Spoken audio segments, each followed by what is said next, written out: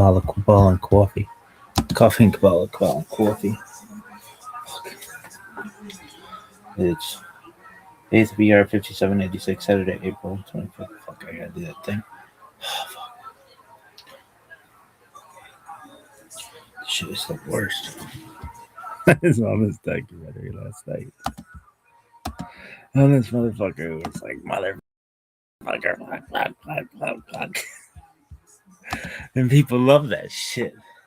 So they're gonna fucking queef when they see a rabbi doing it. West Side. Really? Dog, this is the... Oh, this is... sucks. 120 days of this shit.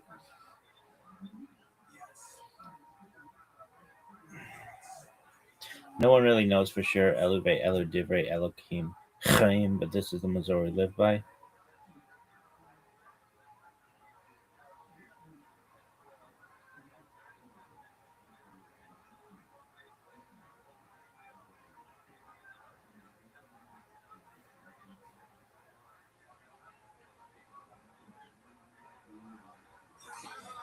Berkat Adonai, Elena Maklam, Sherkat Shana, but Mitzvah Fitzibanu, Al Sefrat HaOmer. Blessed are you, Hashem, our God, King of the universe, who has sanctified us with his commandments and commanded us concerning the counting of the Omer. Today is 25 days, which is 3 weeks and 4 days of the Omer. May the merciful one restore unto us the service of the Beit HaMikdash and to its place, speedily in our days and months celebration. But may the merciful one restore unto us the service of the Beit HaMikdash to its place, speedily in our days. Amen. Salah. Oh, I gotta do this bullshit. Alright, so what's that mean? It means today's shit's gonna be longer than normal. Why? Because it sucks.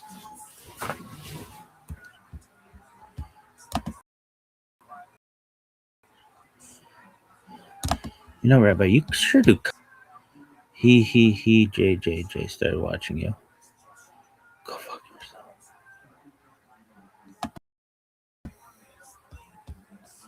Why would you watch me? I'm worst. Chabad timeline of Jewish history. Sick. Oh, are you fucking serious? Oh, fuck. Motherfucker. This is the worst. Fucking shit. This shit sucks. This is the worst. Stupid fucking shit. Stupid ass fucking internet bullshit. Alright, here's this bullshit. You really? It's the worst. West Side. West Side Pod. What is this bullshit?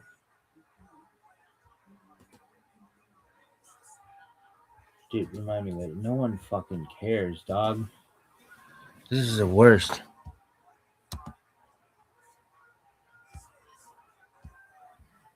With our being taken into exile yet again. Yo, do the Jewish thing history again. spans nearly 6,000 years, beginning with the creation, approximately 4,000 years before the Common Era. It continues through the eras of the patriarchs, the Egyptian bondage, the judges, the First Temple era, when the kings of Judah and Israel ruled, the Babylonian exile, and the Second Temple era, which concluded with our being taken into exile yet again by the Romans. Throughout Torah study and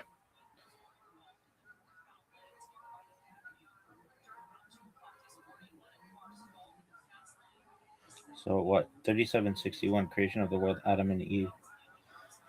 3761, creation of the world, birth of Adam and Eve, Chava. 3631, 130, Seth, son of Adam, was born. 3526, 235, Enosh, son of Seth, was born. 3436, 325, Kenan, son of Enosh, was born. 3366, Mahalalel, son of Kenan, was born. Bet that guy sucked. Bet he was the worst. You think you're related to him? I bet we're all fucking related to that douche. Really? I'm related to everybody. Why? Why not? Why the fuck not? Don't suck. Alright, Mahalalel, son of Kenan, was born. No one cares. our faith in GD and his promise of redemption were our constant companions, providing the Jewish people with a divine compass through every challenge and change.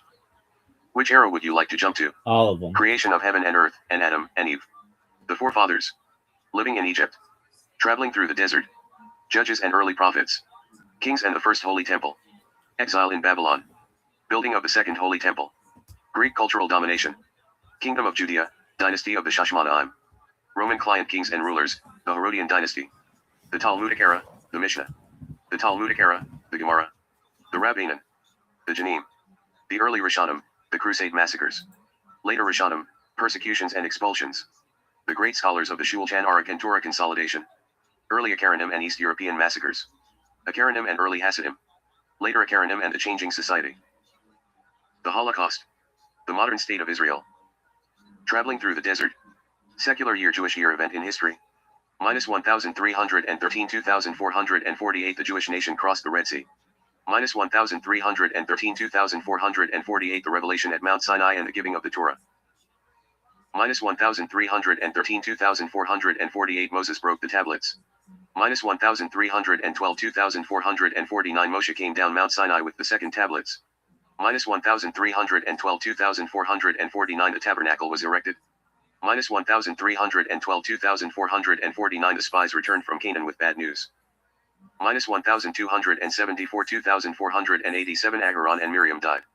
Minus 1273 2488 Moses died. Exile in Babylon. Secular year Jewish year event in history. Minus 423 3339 Gedaliah ben Achikam was killed. Minus 421 3340 Daniel interpreted Nebuchadnezzar dream. Minus 410 3352 Ezekiel prophesied about the future by Hamadash. Minus 372 3389 Daniel read the writing on the wall. Minus 372 3389 Daniel was thrown into the lion's den. Minus 371 3390 Zerubbabel led the return to the land of Israel. Minus 373 391 building of second Beit Hamikdash commenced, then halted. Minus 366 3395 Akashverosh II made his great banquet. Minus 362 3399 Esther was taken to the palace. Minus 357 3404 Esther took action against Haman's decree. Minus 355 3406 Mordecai proclaimed the celebration of Purim. Minus 353 3408 building of the second Beit Hamikdash resumed. Minus 349 3412 the second Beit Hamikdash was completed. Greek cultural domination. I knew this thing was off. Timeline of Jewish history. Jewish history spans nearly 6,000 years, beginning with the creation.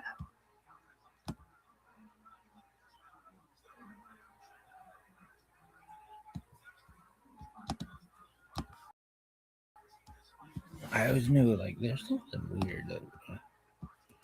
Alright. Approximately 4,000 years before the Common Era. Creation of heaven and earth, and Adam and Eve. Secular year Jewish year event in history. Minus 3,761 creation of the world. Birth of Adam and Eve, Shabbat. Minus 3,631 130 Seth, son of Adam, was born. Minus 3,526 235 Enosh, son of Seth, was born.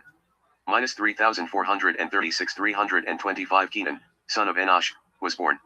Minus 3,366 395 Mehalilel, son of Kenan, was born. Minus 3,301 460 Yer, son of Mehalilel, was born.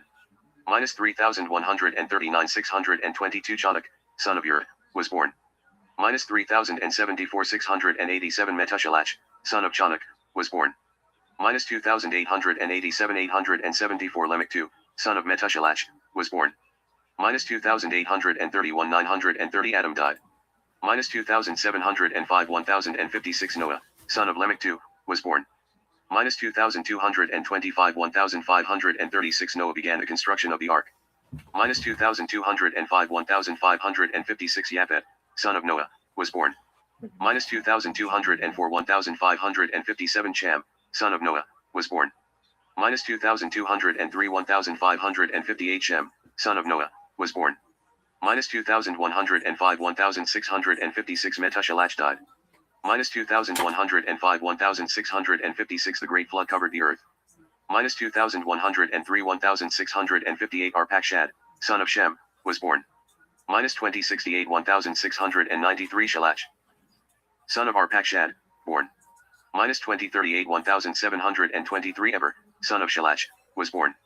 Minus 2004 1757 Peleg, son of Eber, was born.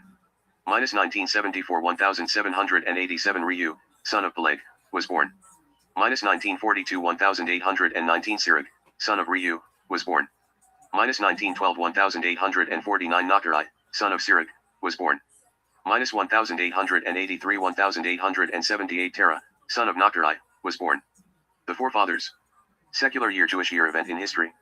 Minus 1813 1948 Abraham, son of Terah, was born.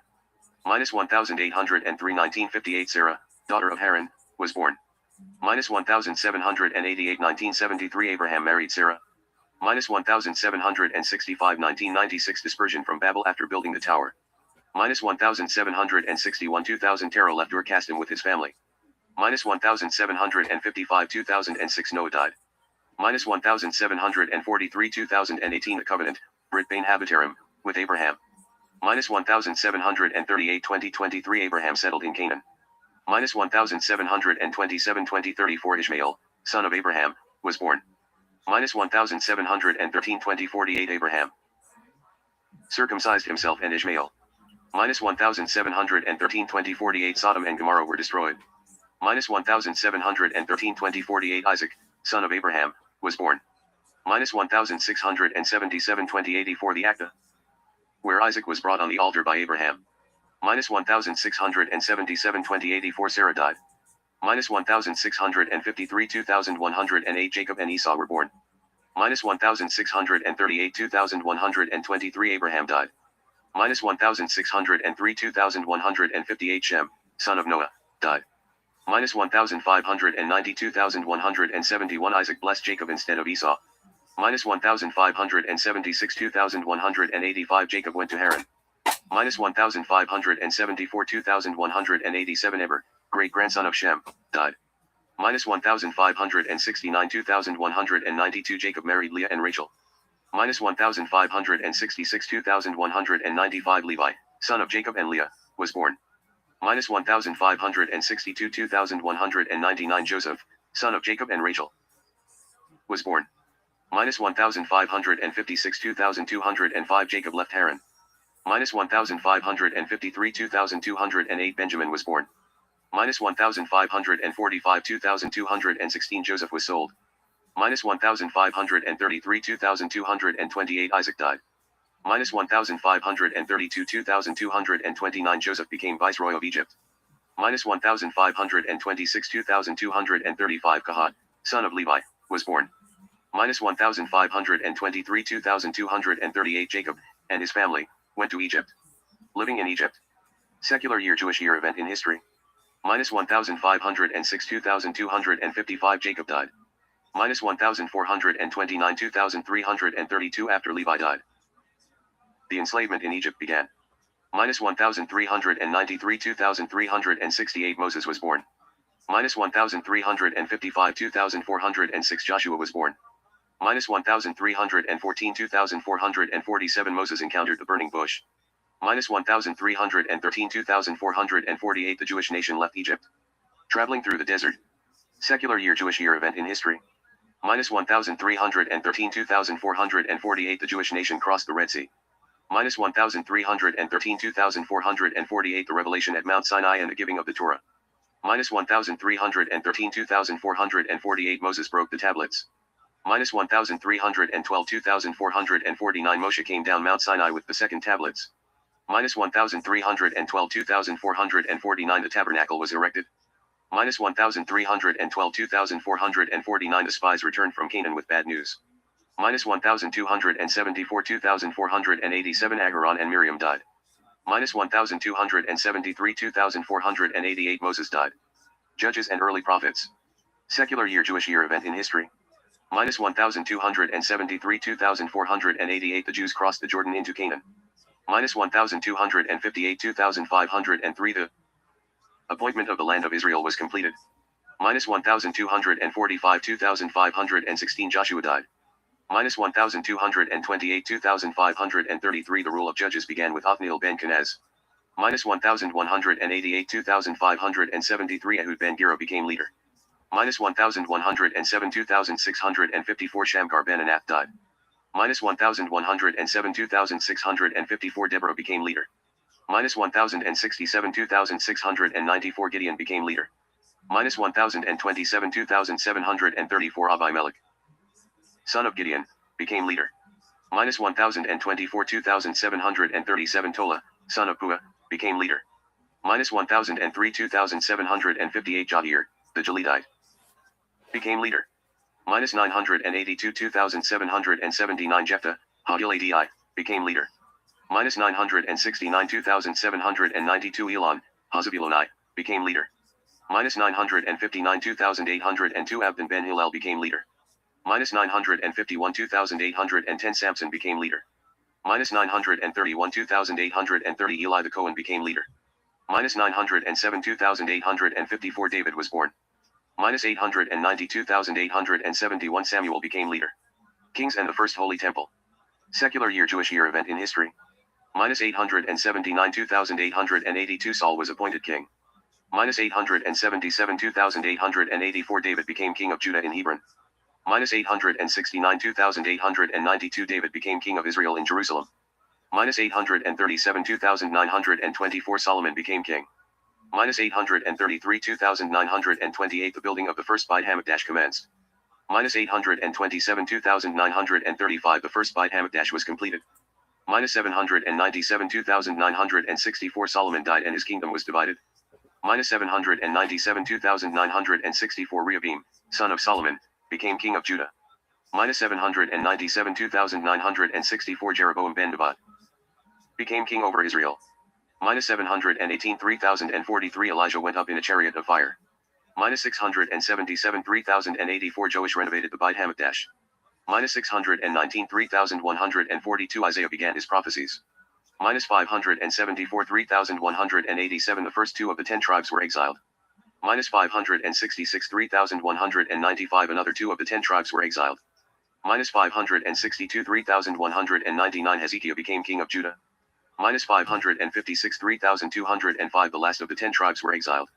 Minus 548 3213 Sennacherib invaded the land of Judah and retreated. Minus 533 3228 Manasseh, son of Hezekiah, became king of Judah. Minus 463 3298 Jeremiah began his prophecies. Minus 458 3303 Josiah renovated the Beit Hamikdash. Minus 442 3319 Jerusalem was conquered and Jehoiakim, was exiled. Minus 443 321 Jehoiakim burned the Book of Lamentations composed by Jeremiah. Minus 434 3327 Jerusalem was conquered again and Jehoiakim was exiled. Minus 433 331 Jeremiah persisted in prophesying calamity. Minus 429 3332 Ezekiel prophesied in exile. Minus 425 3336 The final Babylonian siege of Jerusalem. Minus 423 3338 The walls of Jerusalem were penetrated. Minus 423 3338 The sacrifices ceased in the Beit Hamikdash. Minus 423 3338 The first Beit Hamikdash was destroyed. Exile in Babylon. Secular year Jewish year event in history. Minus 423 3339 Gedaliah ben Achikam was killed. Minus 421 3340 Daniel interpreted Nebuchadnezzar dream. Minus 410 3352 Ezekiel prophesied about the future Beit. Minus 372 3389 Daniel read the writing on the wall. Minus 372 3389 Daniel was thrown into the lion's den.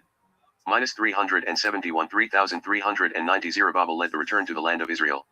Minus 373 391 building of second Beit Hamikdash commenced. Then halted. Minus 366 3395 Akashverosh II made his great banquet. Minus 362 3399 Esther was taken to the palace. Minus 357 3404 Esther took action against Haman's decree. Minus 355 3406 Mordecai proclaimed the celebration of Purim. Minus 353 3408 building of the second Beit Hamikdash resumed. Minus 349 3412 the second Beit Hamikdash was completed. Building of the second Holy Temple. Secular year Jewish year event in history. Minus 348 3413 Ezra led the second return to the land of Israel. Minus 335 3426 Nehemiah returned to rebuild walls of Jerusalem. Minus 313 3448 Ezra died. Minus 313 3448 Simon the Zodic met Alexander the Great. Minus 313 3449 the Minyan Shtaro began. Greek cultural domination. Secular year Jewish year event in history. Minus 273 3488 Simon the Zodic died. Minus 246 3515 72 elders translated the Torah into Greek, Septuagint. Minus 143,621 the revolt of Mattatyahu the Shashmanai. Kingdom of Judea.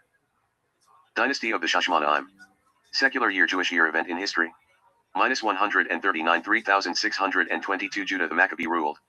Minus 139 3622 the second Beit Hamikdash was rededicated. Minus 138 3623 Hanukkah was declared a festival. Minus 133 3628 Judah the Maccabee was killed in battle. Minus 133 3628 Yonatan, son of Mattatyahu, ruled. Minus 127 3634 Shimon, son of Mattatyahu, ruled. Minus 119 3642 Yohanan Harkanos, son of Shimon, ruled. Minus 93 3668 Judah Aristobulus, son of Yochanan Harkanos, ruled. Minus 91 3670 Alexander Yanai, son of Yochanan Harkanos, ruled. Minus 73 3688 Queen Shalamzion, Salome Alexandra, wife of Alexander Yanai, ruled. Minus 65 3696 Aristobulus II, son of Alexander Yanai, ruled/td. Minus 61 3700 the Romans gained control of Judea. Minus 61 3700 Harkanos II, son of Alexander Yanai, ruled. Minus 43,721 Antigonus, son of Aristobulus II, ruled. Roman client kings and rulers, the Herodian dynasty. Secular year Jewish year event in history. Minus 36 3725 Herod I ruled. Killing all the Shashmanaim. Minus 33 3728 Hillel became the leader of the Torah scholars. Minus 19 3742 Herod I began rebuilding the second Beit Hamikdash. Minus 11 3750 renovation of the second Beit Hamikdash was completed. 1 3761 Archelaus, son of Herod I, ruled. 8 3768 Hillel died. 10 3770 Archelaus was deposed by the Roman emperor. 21 3781 Agrippa I, grandson of Herod I, ruled. 28 3788 the Sanhedrin moved from the second Beit Hamikdash. 44 3804 Agrippa II, son of Agrippa I, ruled. 53,810 Rabban Gamliel I, son of Shimon, grandson of Hillel, died. 66 3826 Vespasian arrived in Judea to reassert Roman authority. 69 3829 the second Beit Hamikdash was destroyed. The Talmudic era. The Mishnah. Secular year Jewish year event in history. 74 3834 Ar Yohanan ben Zakkai died. 86 3846 the Sanhedrin moved from place to place, under Ar Gamliel II. 133 3893 Bader fell, and the Bar Kokhba revolt ended in tragedy. 134 3894 Judaism was banned, and Ar Akiva was imprisoned. 189 3949 Ar Judah Hanasi completed the Mishnah around this time. The Talmudic era. The Gemara. Secular year Jewish year event in history. 219 3979 Rab left the land of Israel and settled in Babylonia. 247 4007 Shmuel was the Talmudic authority in Babylonia. 254 4014 Ar Yohanan was the leading Talmudic authority. 294 4050 Ar Huna was the leading Talmudic authority. 298 4058 Ar Yehuda was the leading Talmudic authority. 304 4060 Ar Kista was the leading Talmudic authority. 309 4069 Rabbah was the leading Talmudic authority. 321 4081 Ar Yosef was the leading Talmudic authority. 325 4085 Ababi was the leading Talmudic authority. 338 4098 Rabbah was the leading Talmudic authority. 359 4119 Hillel II, who established the calendar, became Nasi. 392 4152 Ar Eshi was the leading Talmudic authority. 427 4187 of the Gemara. 135 the Talmud. was complete when Ravina II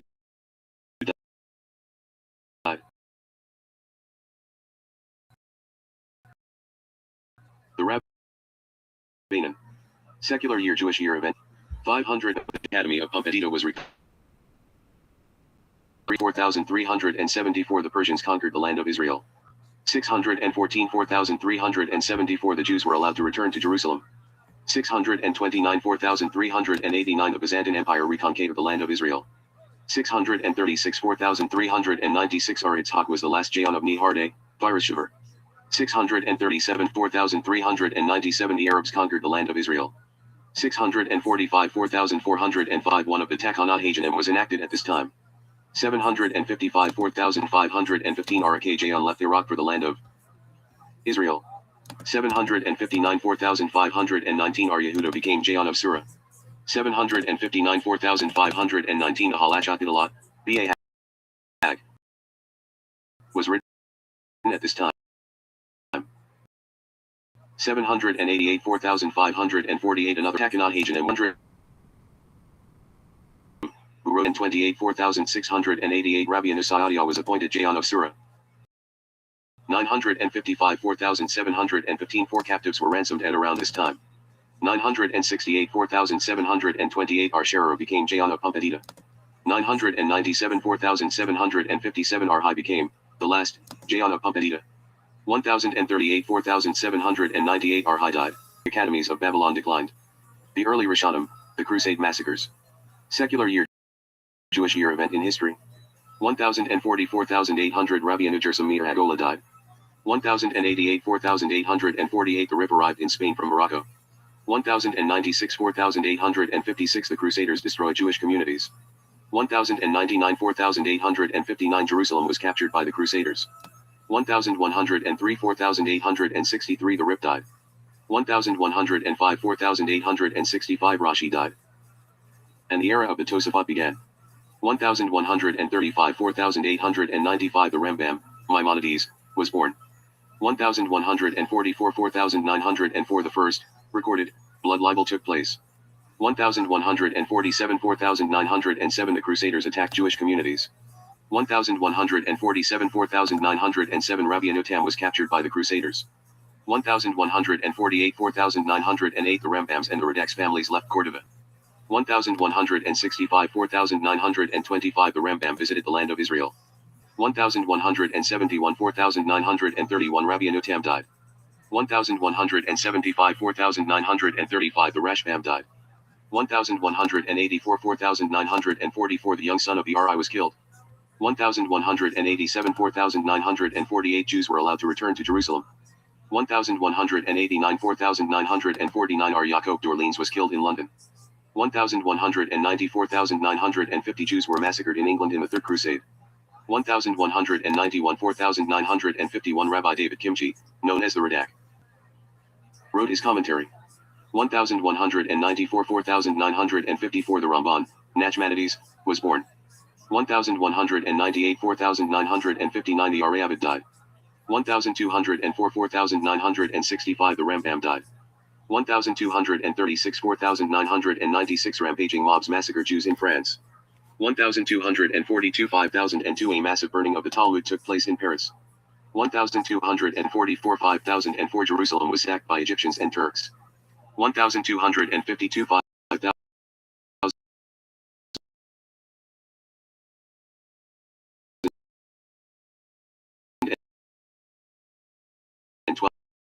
The Inquisition began to use torture.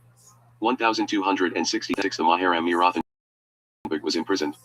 1,295,050. New works advanced the study of Kabbalah. 1,295,050. The era of the Tosafot concluded at around this time. Later Rishonim. Persecutions and expulsions. Secular year Jewish year event in history. 1,295,050. All Jews were expelled from England. 1,293. 5,053. The Maher Amir Rothenberg died in prison.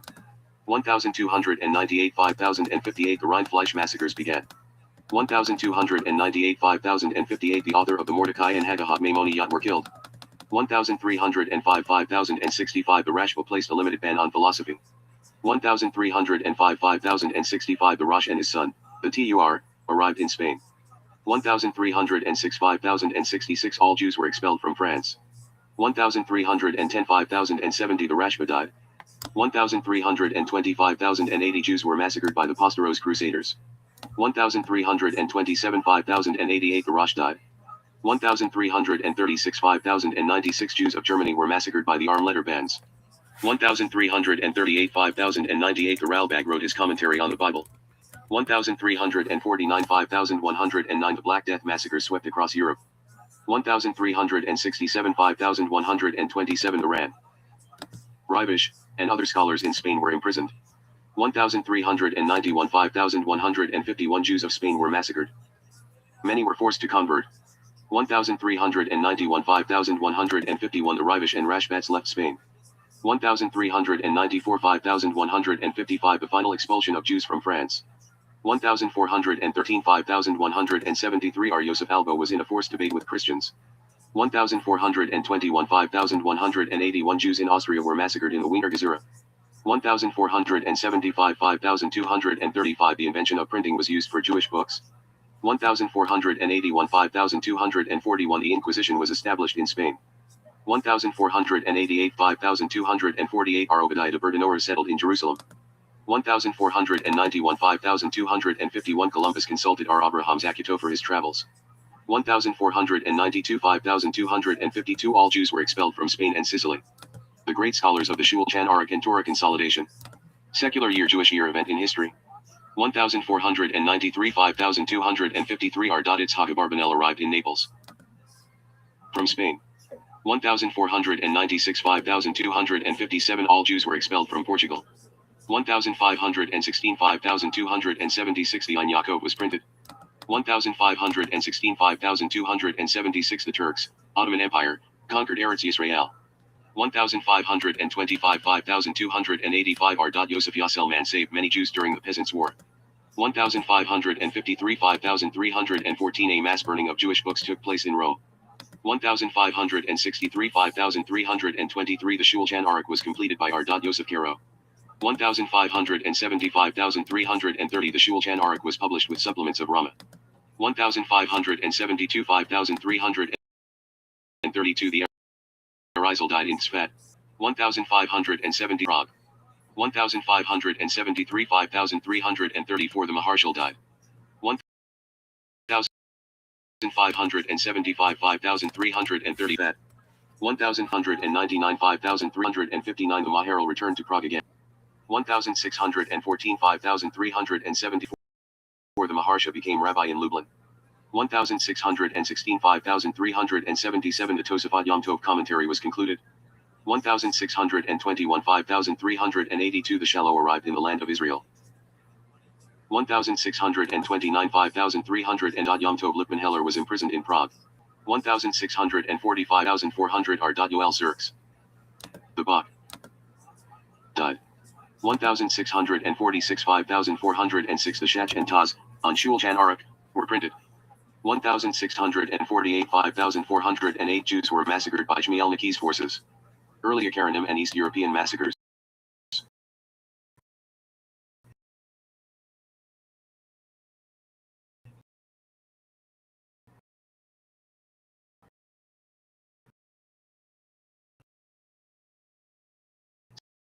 Secular year Jewish year event in history. 1,016 Jews were permitted to 1,600 and Spinoza was excommunicated. 1,673 5,433 the Magen Avraham, on Shul Chan Aruch, was completed. 1,676 5,437 Shabtai Tzvi died as a Muslim. 1,689 5,449 the Beit Shmuel, on the Shul Chan Aruch, was printed. 1,698 5,458 the Baal Shem Tov was born. 1,702 5,463 the Ne'ai Yahashua's family was killed in an explosion. 1,712 5,472 the Septei Chachamim was arrested. 1,724 5,484 R. Yaakov Kulai, Miam Loizi, arrived in Constantinople. 1,727 5,487 the Mishnah Elimelech died. 1,734 5,494 Jews were massacred by the Haidamach bands. Akaranim and early Hasidim. Secular year Jewish year event in history. 1741 5501 Eor Hashayim arrived in the land of Israel. 1747 5507 Ar Moshe Haim Luzito, Runkle, died in Akko, Acre. 1750 5510 Ar Jonathan Beskuts became rabbi in Hamburg. 1754 5515 Ar Yeshizkel Landau, known as the Noda by Yehuda, became rabbi in Prague. 1757 5518 The Frankists instigated mass burnings of the Talmud. 1759 5519 Frankists supported bloodline. 1700 5520 Baal Shem Tov died. 1764 5524 The Council of Four Lands, known as the Bayat Arba Herzog, was discontinued. 1768 5528 Despite resistance, the Haidamax massacred thousands. 1772 5532 The Maggid of Mazuritsk died. 1782 5542 R.N. Adler and Chatham Sofer visited the Noda by Yehuda. 1786 5546 R. Elimelech of Lizinsk died. 1791 5551 The Pale of Settlement was established in Russia. 1793 5553 Jews suffered in Reign of Terror of French Revolution. 1797 5558 The Vilna Gaon died. 1798 5559 The Bal Hadanya was released from first imprisonment. 1799 5559 Napoleon led an army expedition through the land of Israel. 1806 5566 The Judah, Arhaim Yosef David Ajalai, died. 1806 5566 The Chatham Sofer became rabbi in Prespig. 1809 5570 R. Levi Yitzhak of Berdijek died. 1810 5571 R. Nachman of Breslov died. 1814 5574 R. Akiva Eger became rabbi in Posen. 1814 5575 Koznitzer Maggid and Yehudi of Peshizka, both died. 1815 5575 Joseph of Lublin and R. Mendel of Rimano both died. 1819 5579 Anti-Jewish riots spread throughout Germany. 1827 5587 Russia began conscripting Jewish children to the army. 1840 5600 R. Yisrael of Ruzin was released from imprisonment. Later Akaranim and the Changing Society. Secular Year Jewish Year event in history. 1843 5603 The Tzemach Tzedek of Lubavitch was repeatedly arrested in Russia. 1846 5606 Sir Moshe Montefiore visited Russia to help local Jews. 180609 R. Yisrael Salander left Vilna. 1851 5611 R. Shimshon Raphael Hirsch became rabbi in Frankfurt am Main. 1859 5619 R. Menachem Mendel of Kotsk died. 1864 5624 The Malbim was imprisoned, and then expelled from Romania. 1866 5626 Judashe Harem, Tiferet Shlomo, and Tzemach Tzedek died. 1873 5633 The Chafetz Haim was published. 1874 5634 The Minchat Chinook died. 1878 5638 Petah agricultural settlement was established. 1881 5641 Many Jews began leaving Russia after a wave of pogroms. 1886 5646 R. Shlomo Gans Fried, author of Kietzer Shulchan Aruch, died. 1892 5652 R. Haim Brisker became rabbi in Brisk. 1905 5665 The Sfat Emet died. 1905 5665 Many Jews were killed in official Russian pogroms. 1911 5671 Chazanish was published. 1914 5674 Over 500,000 Jewish soldiers fought in World War I. 1918 5678 Over 60,000 Jews were killed during the Russian Revolution. 1923 5684 The Daf Hayomi study cycle commenced. 1927 5687 The 6th Lubavitcher Rebbe was released from Soviet prison. 1938 5699 Jews were attacked in the Kristallnacht pogroms in Germany. The Holocaust. Secular Year Jewish Year event in history. 1939 5699 Germany started World War II. And mass killing of Jews. 1941 5701 Nazi Germany unexpectedly invaded Russia. 1941 5701 200,000 Jews were killed at Babi Yar and Ponary. 1942 5,702 400,000 Jews of Warsaw were sent to death camps. 1943 5,703 Nazi Germany experienced massive losses in the Battle of Stalingrad. 1943 5,703 The remaining Jews in Warsaw staged a massive uprising. 1943 5,703 Jewish uprisings at Treblinka, Sobibor, and Bialystok. 1943 5,703 The Danish people quietly rescued 93% of their Jews to safety. 1944 5,704 300,000 Hungarian Jews were killed in 3 months. 1944 5,705 Uprising in Auschwitz death camp just before freedom. 1945 5,705 Nazi Germany was conquered. And World War II ended. 1945 5,705 6 million Jews were killed by the Nazis during the war. The modern state of Israel. Secular year Jewish year event in history. 1947 5,707 Publication of the Talmud Encyclopedia was commenced. 1947 5,708 The United Nations divided Israel. 1947 5,708 Arabs attacked Israel to gain territory. 1948 5,708 The State of Israel was established. 1948 5,708 Israel was invaded by many Arab countries. 1949 5,709 The War of Independence in Israel ended. 1950 5,710 All Jews left the ancient Jewish community of Iraq. 1950 5,710 Almost all Jews of Yemen emigrated to Israel. 1951 5,711 The Lubavitcher Rebbe accepts the mantle of leadership. 1956 5,717 Jewish forces invaded Egypt and conquered the Sinai Desert. 1967 5,727 The Lubavitcher Rebbe established the Tefillin campaign. 1967 5,727 Jerusalem reunited under Jewish rule in the Six-Day War. 1973 5,734 2,500 Jewish soldiers were killed in the Yom Kippur War. 1974 5,734 The Lubavitcher Rebbe established the Shabbat Candle campaign. 1982 5,742 massive enemy arsenals were discovered in Lebanon. 1987 5,746 The first international conference of Chabad Lubavitch emissaries. 1993 5,753 A secret agreement signed in Oslo. 1994 5,754 The Lubavitcher Rebbe passed away. 2008 5,767 Deadly terrorist attack at the Chabad house in Mumbai, India, kill 6. 2020 5,780 Israel signed Abraham Accords, normalizing relations with UAE and Bahrain, soon followed by Sudan and Morocco.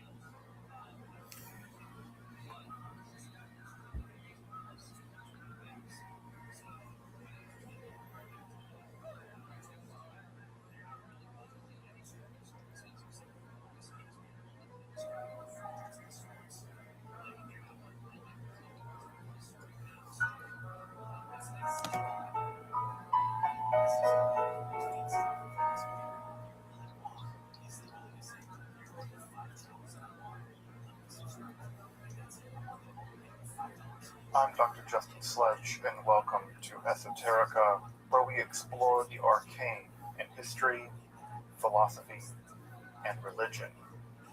One of the most difficult aspects in starting to study Jewish mysticism and Kabbalah is getting a handle on just how those ideas developed over time. It's tempting to think that, for instance, Kabbalah has just always existed in the form that we have it, or that Kabbalah is just one thing at all. Of course, neither of these positions is really tenable. Such notions developed greatly through the ages and are still developing. And there are now, and there have always been, numerous mutually exclusive schools of Jewish mysticism and Kabbalah. This class is meant to serve as an introduction to Jewish mysticism and Kabbalah from the point of view of its incredibly complex development from the prophets of ancient Israel and to the rise of modern Hasidism in the 18th century. Of course, this series isn't meant to be exhaustive by any means, but only should serve as a springboard for deeper study and reflection, and hopefully it will also enable you to situate developments in Jewish mysticism and Kabbalah in their historical and cultural context, and hopefully embolden you to dive into the primary texts, which are admittedly as sublime as they are obscure. Let me express my gratitude to Congregation Tchia for allowing me to use these lectures to reach a larger audience here on Esoterica. If you want, you can find the entire series under the playlist Entering the Garden, an Introduction to Jewish Mysticism and Kabbalah. I'll be uploading them over the next few weeks, or if you find these episodes after autumn of 2021 and you want to watch the entire series, you can find them in that playlist.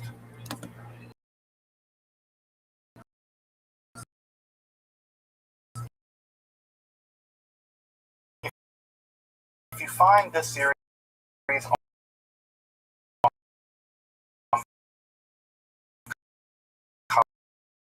Kabbalah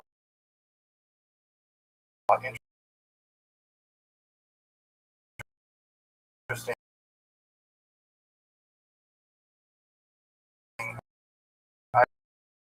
I'd hope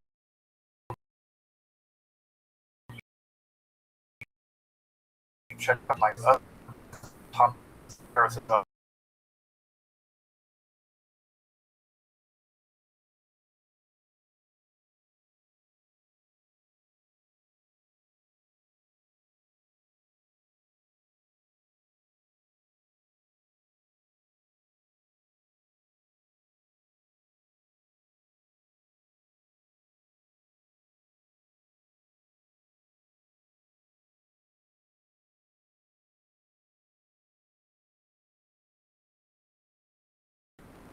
About the Jewish mysticism Kabbalah, and I'll be very honest, where my expertise and the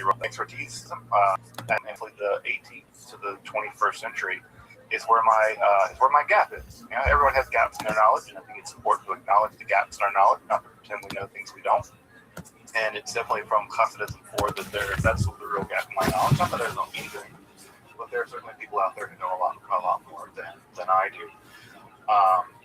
In fact, I've just invited a good friend of mine to do some talks, maybe at least a talk at Congregation Tchia about Hasidism, because I really do feel like I gave it short shrift and it deserves a lot more attention, a lot more deep attention than I gave it.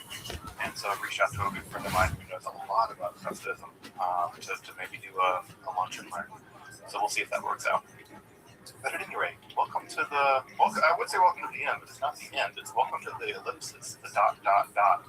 Because, of course, Kabbalah is not going to go away anytime soon. Jewish mysticism, Kabbalah is doing actually a lot better now in the early part of the 21st century than it was doing in the middle of the 20th century. In the middle of the 20th century, I would say that Kabbalah, in some ways, was at death's door, and it's doing much better now. So, in a substantial way, we're not saying goodbye to Hasidism or goodbye to Kabbalah. Rather, we're saying ... It's going to continue to grow and change. And I've heard really cool and exciting things about developments in the Haredi world, where we're in sort of new and dynamic Kabbalistic thought. And if we do end up moving to Israel-Palestine, at least for a few months next year, I'm looking forward to kind of getting into that and seeing what's going on in the Kabbalistic world there in Jerusalem. Well, as we marked last time, the sort of post-Shabbatite world is, I would say that it's actually more sophisticated in many ways than the Shabbatite world. The Shabbatite world was marked by a relatively thin understanding of Kabbalah, really. And that's part of why Shabbatai study was so successful, is that people really didn't understand what was going on. They weren't really versed in Kabbalah. And when you read something of a very technical nature, you can be overwhelmed by it and very convinced by things that simply aren't really true or deep. They can sound deep, but in fact they're not. And I think that's true of a lot of things that went on in the Shabbat movement. They sounded Kabbalistic and had a Kabbalistic veneer, but if you scratch the surface even a bit, you realize that the kind of reasoning that justified the stuff that went on with Shabtai Tzvi and Frank was, I think, pretty facile. And I think that once people actually scratch the surface of it and realize, oh, this is just, gold gilding, they abandon it pretty quickly.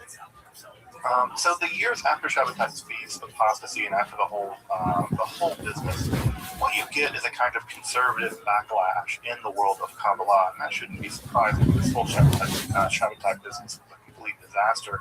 And so what ends up happening is it's kind of a closing of the ranks. That is to say, in the Kabbalistic world, after this, what people end up doing is returning to the Kabbalah much like it was in the period before Shabbatai, where things were a bit more closed off, a bit more guarded, a bit more silent, which I think is probably not always for the worst.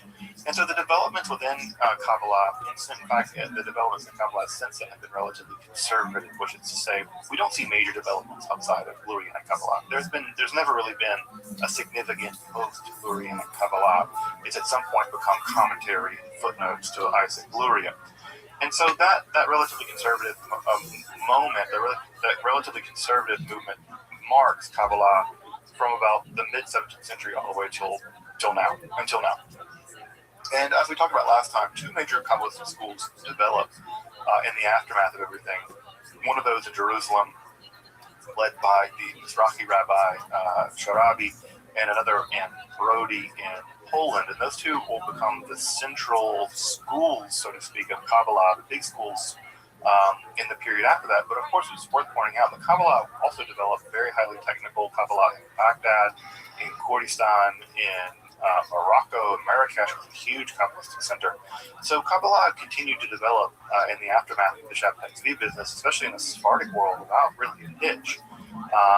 And I think that has a lot to do with the fact that the Sephardi world was much more stable than the Ashkenazic world at that time in terms of social stability and Jewish education.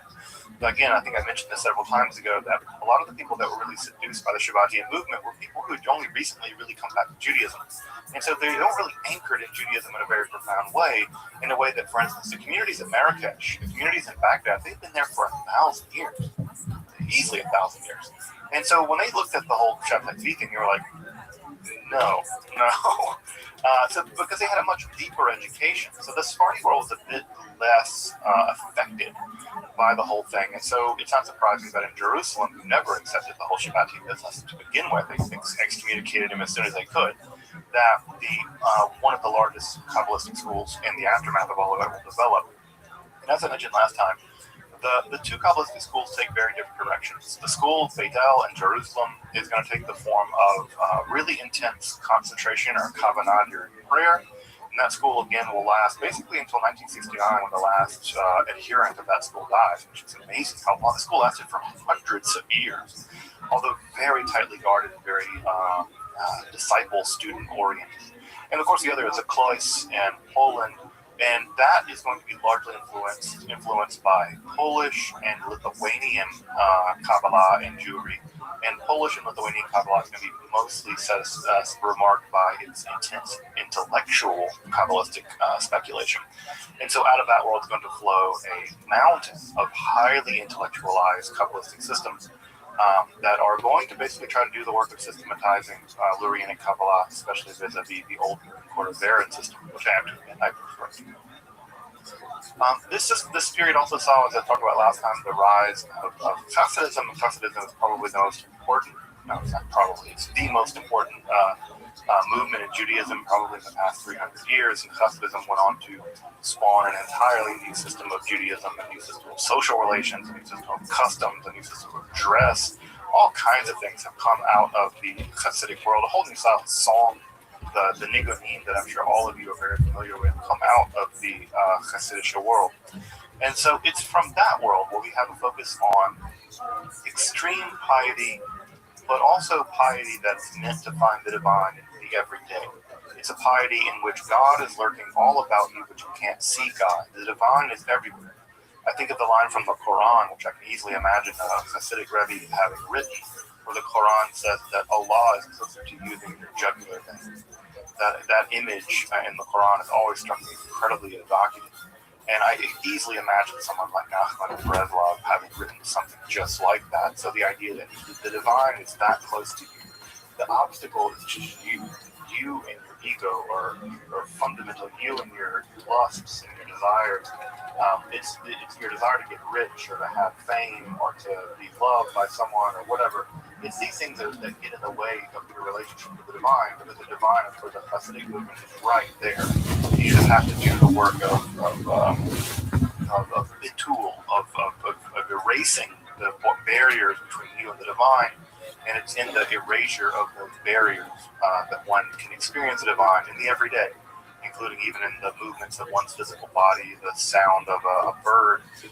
Some of the Rebbes were even alleged to be able to understand the language of the birds. They would listen to birds sing, and they said they're singing, they're having theological debates, that the Rebbes can understand the Vogelsprache, and that Vogelsprache allows them to hear the debates among the rabbis of the birds, which I always found to be a beautiful idea of sitting in the forest, listening to the birds, rather than just hearing like the rest of us, normie people that all we hear is birds. The Rebbes, they hear birds, they hear the debates among the birds about God. And so I always found that to be a very beautiful example of Hasidism, where you're not just hearing bird sounds, you're hearing theological debates among the animal world.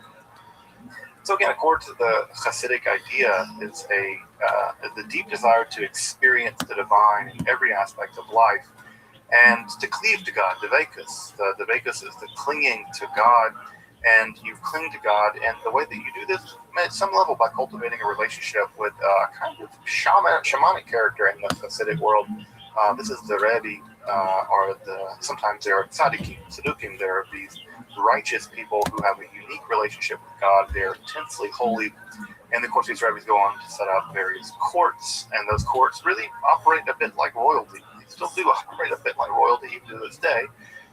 And so you have a loyalty to the Rebbe, to your Rebbe. And the Chassid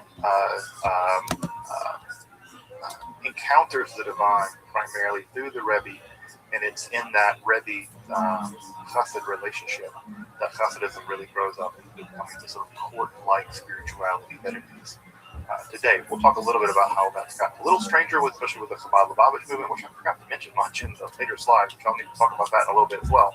But we'll see how that develops. So, as we stopped last time, the sort of cliffhanger from last time was that what I think that no one really realized in the aftermath of the whole Shabbatai Tzvi thing, that as much as the Shabbatai Tzvi business was a disaster, no one really saw what was happening in the background that was a bigger deal. The same year that Shabbatai Tzvi converted to Islam and apostatized was 1666, and I'm sure as many folks in the room know, 1666 is a dynamite year in the history of science. It's the year that Isaac Newton discovered or invented calculus. Discovered and invented at the same time as Leibniz. There's a bitter debate about that. It's also the same year that Newton discovered the fundamental nature of light, and also basically figured out Newtonian physics as we know it now. And he published all that in 1666. This is called the Year of Miracles. So at the same time that Newton is figuring all that out, inventing calculus and all this stuff, that's the year Shabbatai Tzvi converts to Islam. So it's difficult. I know that for many people, and for me too, when I think about Shabbatai's conversion, I think of it as a medieval thing. It's something that happened a long, long time ago. And I think of somehow Newton not having happened a long, long time ago. Newton feels very modern to me. It feels like I could just sort of, we could play chess with somebody together, like Star Trek. And they happen the same time. They happen the exact same year. And so what's coming down the pike, and what I think the Jewish world did not see in the aftermath of this entire Shabbatai Tzvi business, was the Enlightenment. The Enlightenment was happening all around the Jewish world, in France, and in North America, and in England, and Holland, and Germany. The Enlightenment was developing a huge, completely new worldview that was dynamically breaking from what had come before, with its emphasis on rationality, experimental science, its emphasis on extreme logic. And so we're beginning to get philosophers like Descartes, like Spinoza. Spinoza's philosophy rejects there's a God separate from nature. It's just nature, and nature is God, and God is nature. It's the same thing. We're getting the mechanistic philosophers, the philosophers that believe that all of nature is like a giant machine. If you study it carefully, you can understand how it works, and if you understand how it works, you can predict it, and therefore you can make it do things for you. This incredibly mechanistic philosophy, which is in many ways really wonderful, and in many ways I think quite bad. Inside the Jewish world, they never saw this coming. It just sort of landed on their doorstep. When I say landed on their doorstep, what I really mean is Napoleon showed up. What Hegel called the world spirit on horseback. Napoleon shows up in Central Europe and even Eastern Europe. Remember, he marched all the way to Russia. So everywhere Napoleon went, recall, he brought with him these Enlightenment ideas. His army was a sort of enlightened army, as much as armies are ever enlightened. And Napoleon brought with him the metric system. He brought with him French Revolutionary ideas. He brought with him the idea that if you're a citizen of a country, then you should have equal protection under the law. There should never be second-class citizens. Either you're a citoyen or you're not. And if you are citoyen, you have the rights and privileges of course, I'm not saying Napoleon was perfect or anything like that, but he was a big enough deal that Hegel thought at some level he represented the very movement of Geist, the very movement of God in the realization of the world. Now, of course, Hegel got disappointed with him later, but it made a big impression on the young Hegel.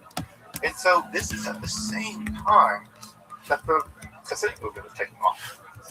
And so when these two movements come into conflict with each other, come into contact with each other, there's going to be a break-off in the Jewish world where some Jews are going to become very attracted to Enlightenment values, and they're going to incorporate those Enlightenment values into the Jewish world. And that is called the Haskalah, the Enlightenment. And I think for almost everyone here in this class, and almost probably everyone hearing my voice, all of us are pretty enticed at some level by Enlightenment ideas. The idea of equal protection under the law, you can't be just killed because of what you believe in, that we have a rational system of weights and measures, not what we do in this country, but in most countries in the world, that the scientific, the very fact that I'm talking to you through this machine is proof of the success of the Enlightenment. So for many Jews, the Enlightenment was the solution to so many problems in the Jewish world, both in terms of the inner backwardness of the Jewish world, what they thought to be a superstitious world ruled by elite dynastic rulers who divine the will of God, and who knows how they figured these things out. And they believed in werewolves and vampires, and they believed in all this stuff and Kabbalah. Many Jews were very disenfranchised with that and wanted to rush into the world of the Enlightenment, and they did. In fact, for the Jewish folks here, I imagine for many of the Jews in this class, children, great-great-great-grandchildren of the masculine, of the Enlightenment folks, because the Enlightenment was very, very successful, again, for better and for worse. So what ends up happening is that this new kind of rational Judaism, the integration of Enlightenment values with Judaism became,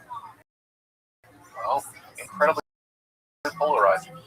We also, speaking again for the Jews, we live in an incredibly easy world compared to our ancestors, because in many ways we can adapt both worlds. We can be religious and we can be in the Enlightenment somehow. There was no ground in the 18th century. Either you jump ship and you join the Enlightenment camp, or you stayed behind in the shtetl and you stayed in the world of the pre-Enlightenment, or the traditional world, I suppose one could say. And so in the traditional world, they realized how much of a threat this was. They were to this, and they dumped on the traditional acts of the world. And so in many ways, both Enlightenment Judaism and Haredi Judaism, that is to say the black hat ultra-Orthodox, are both actually creations of the Enlightenment. So I know that sometimes Haredi folks like to pretend as if they're the continuous line of Judaism back to Moses, and if you ask them, Moses wore a black hat and spoke Yiddish. But I guarantee you he did. The reality of modern Judaism is at some level, all of it is a response to the Haskalah. It's all a response. Either you double down on tradition and you retreat it into the world of the dynastic world of the Hasidic world or the Litvish world, or you drifted off into the secular world and you tried to make a go at either becoming assimilated or you tried to balance out both. assimilation was the largest, the earliest, biggest movement at some level of assimilation, right? As much as those countries that allow you to assimilate, whether it's the French, the Germans, and as you know from the terrifying history of how this will go, it will fail. Assimilation ultimately was a failed strategy. It did not protect Jews in the end. And neither did God, by the way. It wasn't like the Haredi people were protected when the first command was rolled in. And so what we have is a dualistic, a polarized world by the 1700s in which there are Haskalah Jews, and then there are traditional Jews. And the world becomes polarized. It becomes increasingly polarized.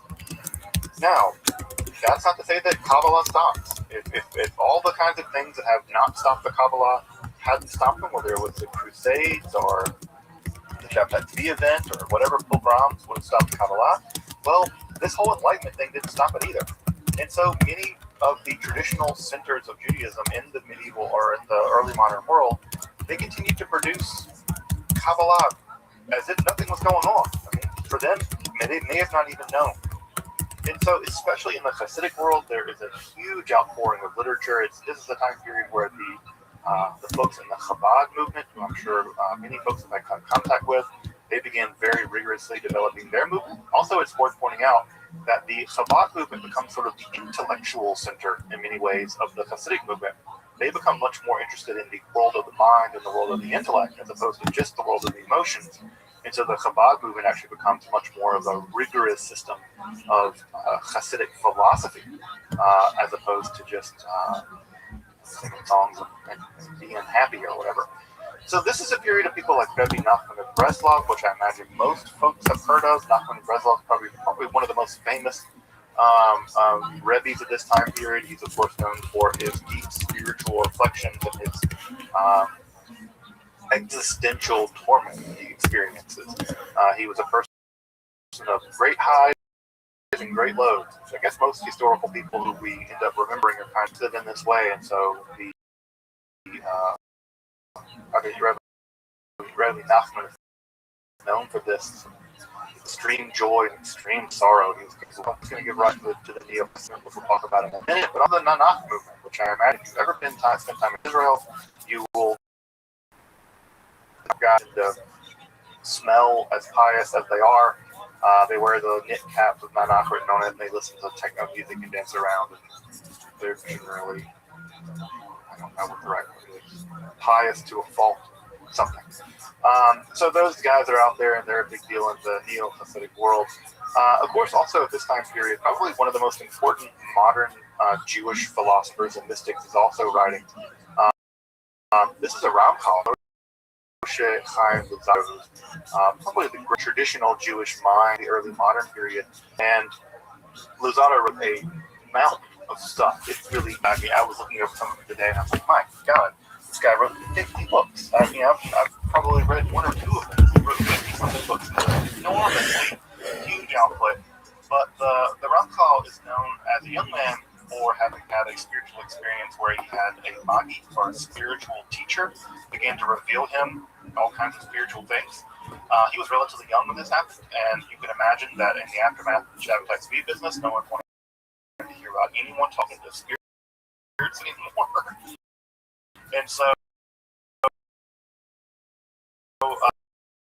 he kind of got kicked out of Italy a little bit. He didn't quite, like I said, a ton of stuff. The way of the Lord. Derech Hashem is probably the most systematic collection or systematization of Judaism that incorporates both philosophical issues and Kabbalah into one system. Derech Hashem is a really, really great book. You can get it in Hebrew and English if you want to study it. It's a fantastic text that really does the work of combining the sort of philosophy of the day. Although the philosophy at that point is a little outdated, but it's still a very amazing book. His other major book is a book on ethics, Masila Yasharim, which is also just really, really great to read, and also you can get it in English too. And both of these books have gone on to become basically classics in the Orthodox world. There's even study sessions, so they study these books over and over and over again all through the year. So Derech Hashem and Mesillat Yesharim are classics of Judaism. They become classics of Judaism, and again, they incorporate Kabbalistic and non-Kabbalistic philosophical elements into one text. Again, Chaim Luzzatto is probably say he's the most important rabbi of this period. At some level, probably the most important rabbi of this period, and so very, very important guy. Also, over in Eastern Europe, they're also continuing to do classical Kabbalah. A lot of what's happening at this point in the texts is a lot of systematization texts, which are trying to systematize the Illyrian, but also there are a lot of encyclopedic texts. So they're just going through and trying to list things, describe what things are. One is that the Hebrew language just isn't actually that good at doing. It's a far better language for doing philosophy, even than English. And Hebrew is a sort of clumsy language when it comes to doing philosophy. And it's also a bit of a clumsy language when it comes to doing Kabbalah, ironically enough. And so a lot of the technical terms in Kabbalah are very, very confusing. And a lot of what happens during this time period is the encyclopedizing of Kabbalah. And one of the more famous encyclopedias that gets written at this time. One of them would love to see it. I have it downstairs. I can read it. And, they have translating it. It's beyond me. But it's a separate paper. Her name is as you may remember, are the shards left over in the process of creating the world. And those shards that are left over are actually demons. Those are the idea of all the demons. And so we systematic account of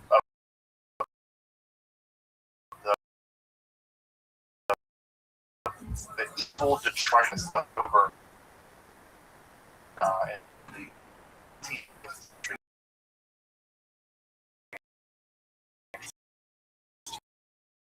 actually created a lot of worship. Europe doesn't go away. European anti-Semitism. Well, the anti-Semitism gets a new added dimension. As you might imagine, as Jews become more and more part of secular civil society, there's anti-Semitism that emerges at the level of discrimination of Jews in secular civil society. Of course, the most famous and infamous example of this is the Dreyfus Affair in the 19th century in France. And so, with this, it was uptick in anti-Semitism and the ongoing reality of anti-Semitism. There's sort of three distinct ideas, basically, about what to do about it. One idea is the traditional idea: double down on being pious, and God will protect you. It's going to go in theory for many thousands of years, but that theory no one's given up on the dread. So one is double down on being pious, and God will protect you. The other theory is that at some level, you just need to get out of Europe. Europe is just a death trap. We've been living in Europe now for 1,000 years, and for 1,000 years, it's just been a nightmare. It's just been pogrom after crusade, after blood libel, after witch hunt, after whatever. It's just that the Europeans are never going to accept us, and at some level, eventually they're going to try to kill us all. It's just a matter of time. It turns out they were right. So what do? You leave. You leave Europe. You pack your bags, and you leave Europe. And in the mid-19th century, that idea takes the form of secular Zionism. This is where Haskalah Jews, enlightened Jews, decide as a group that the situation in Europe is basically untenable and we need to leave. And this is the emergence, of course, of very, very nascent Zionism. Now, it's two things that are worth noting here about really early Zionism is that it was entirely a secular movement at first. In fact, it didn't really get to have much religious backing until the mid-20th century, frankly. And so Zionism was a secular, largely socialist movement, although not all of it was socialist, not all of it was socialist in the way we would recognize it now. And that movement, while it did accept some messianic themes, and it was sort of apocalyptic in its narrative and in its the way it talked about the world, it wasn't really informed by Kabbalah. But I think that it was informed. If you read a lot of the language of the early Zionists, you will see a lot of the exile redemption language. You will see a lot of language that is coming in from the Kabbalah, although I think it's mostly through social osmosis, right? So, let me make that more clear, put a finer point on it. The Zionist movement early on was never influenced by Kabbalah directly, although and some Kabbalistic ideas that have reached into Zionism, mostly because of sort of social osmosis, because of Jews, and they've been raised on a diet of Kabbalah and Torah. So that's one part of it. The other part of it with the Zionist movement is that from a religious perspective, it was completely remote. It was complete religious world rejected Zionism very early on. And when I say the religious world rejected Zionism, most of the religious world still rejects Zionism. It still says Zionism is a toxic, harm Palestinians, and it is irreligious. It's blasphemous. It's straight up heresy. And so this early, and even very beginning of the Reform movement, they rejected Zionism in two major conferences. So even at the very far progressive end of the Jewish world, Zionism was very unpopular, at least to start. And it remains unpopular now, at least in the Haredi world. If folks have been watching the very wonderful show Shtisel, soap opera, basically, you'll know in Shtisel, right, every time that they bring the Zionist up, Shulam's brother always says, he refers to the Zionism, he refers to Zionism as Shulam, the evil.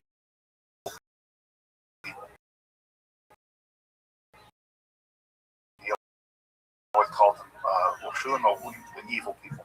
So it never became roots until much later. In fact, that in many ways, and until Ralph Cook, who we'll talk about in a minute, and it certainly wasn't until I think after the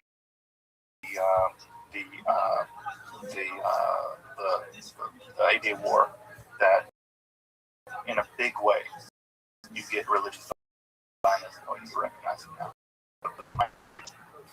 The Kabbalah, right? It's not like the Kabbalah stops. Slide. Oh yes, this is a mistaken slide, but there's an extra thing down here I want to talk about. This is I must have not mucked this slide up. But anyway, the last thing I want to talk about here is that in the 19th century, what also had the occult revival was a re-interest in occult sciences, alchemy, and sort of a romantic interest in that stuff. And what you get are people like Ebenezer Sibley and Barrett, who are people who published the Magus. You have a bunch of people really interested in the occult again, and this sort of occult revival that occurred primarily in the 19th century also incorporates some older elements of Christian Kabbalah, and they ultimately develop a new form of Kabbalah out of Christian Kabbalah that gets referred to as the Hermetic Kabbalah. And this is a completely non-Jewish, occult-centered version of the Kabbalah, primarily used for engaging in ceremonial magic. So we have elements of Freemasonry being combined with elements of Renaissance magic, and then that being fused together with some elements of Kabbalah, and that develops what we now refer to as the Hermetic Kabbalah, which is another third branch of Kabbalah that is developed.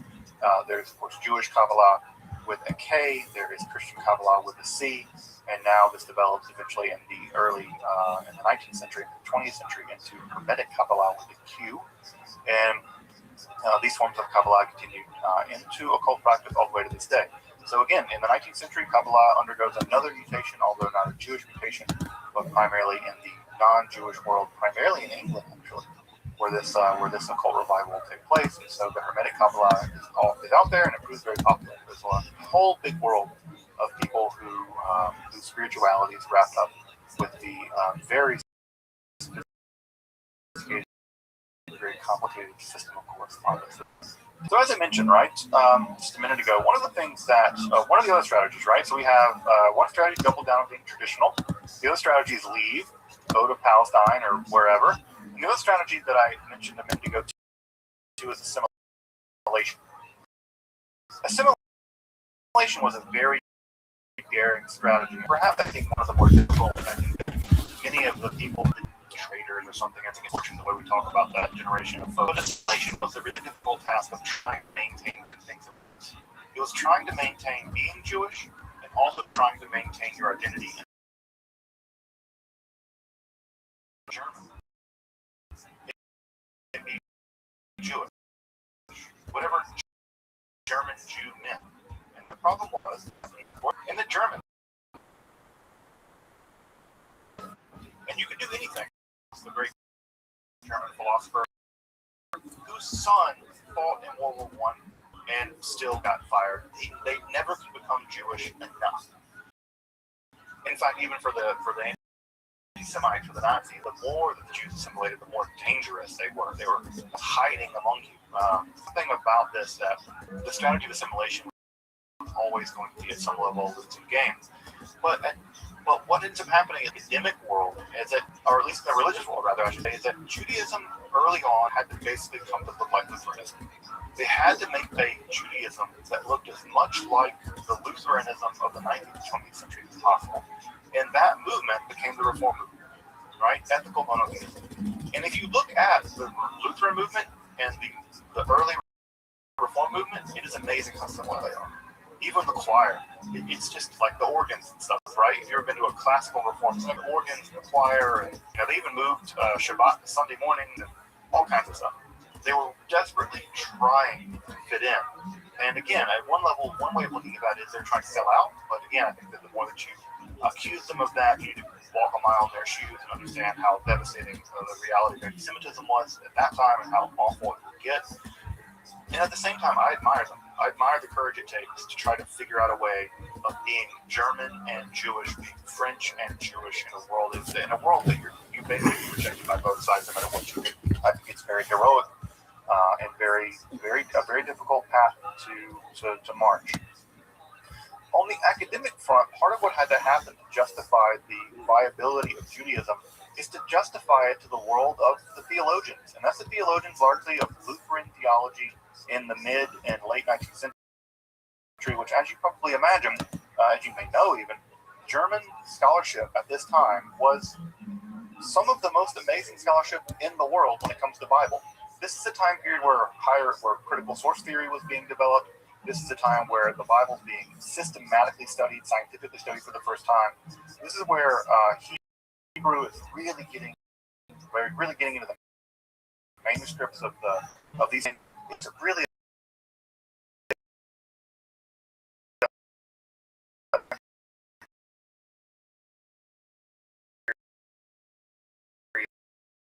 of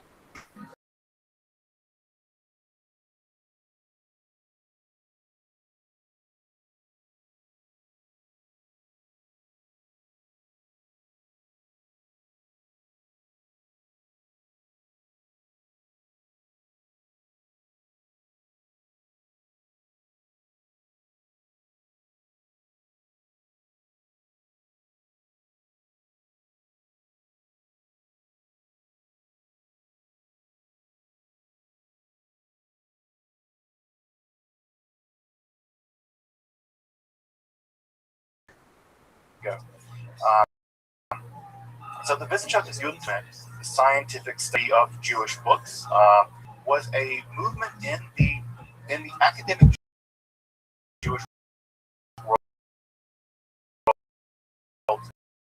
to study Jewish literature using all the modern tools at that time of German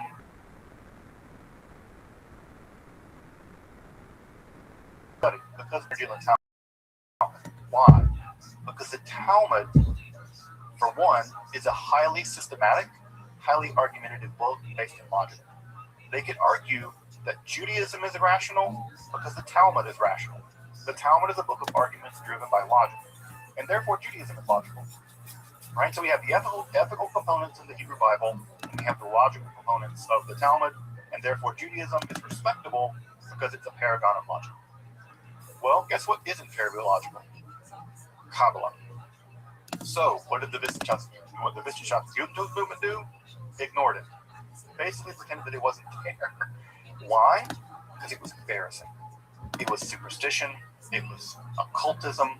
It was nonsense, made up, fraudulent stuff.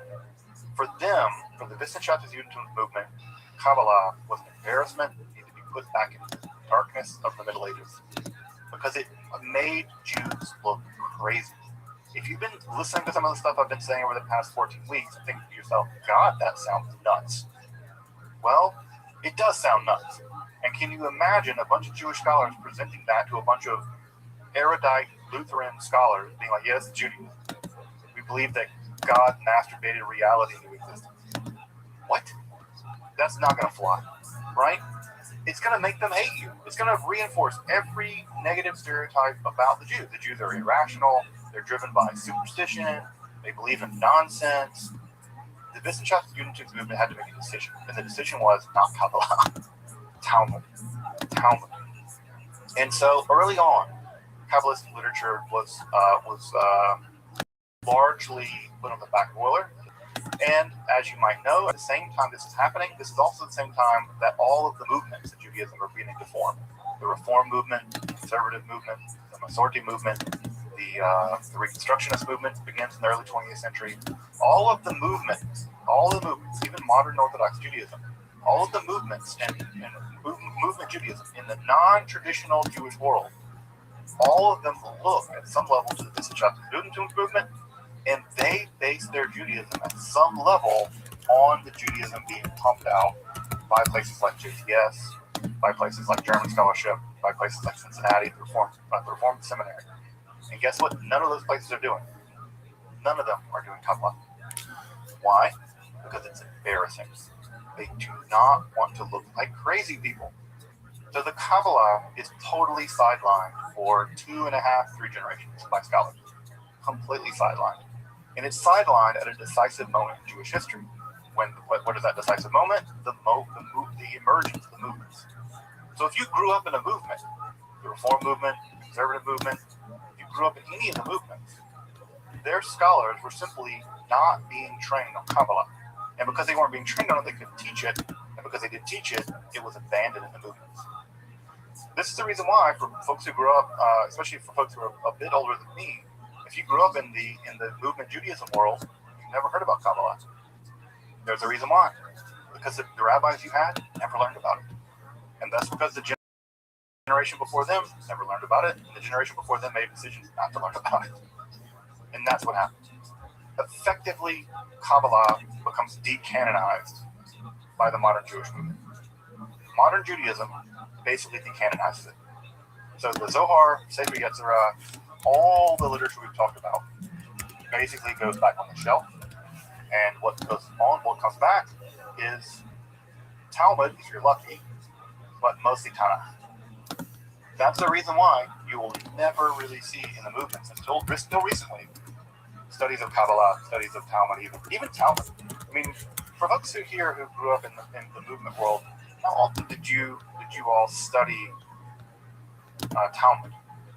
How often was Talmud something that you would be encouraged to study or heard about much?